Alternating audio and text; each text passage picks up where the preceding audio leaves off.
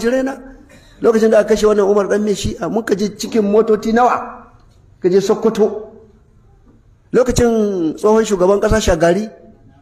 kamun ya rasu shi ma yana cikin fadarsa muna zuwa ana ta buga kofa sarki zai fito muna zaune akan kujera ba wanda ya tashi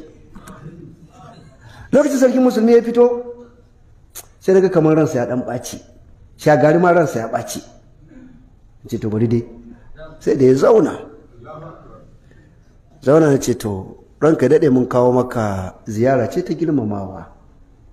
amma kar ka ga ka fito ba mu tashi ba manzon Allah ne ya hana cewa in mutum ya zo guri ba kar a tashi masa ya ce masa akwai hadisi na Anas ko na Jabir ya ce duk duniya mu sahabbai in muna zaune ba wadda muke so mu ga ya bullo mana kamar manzon Allah amma in ya bullo ba ma tashi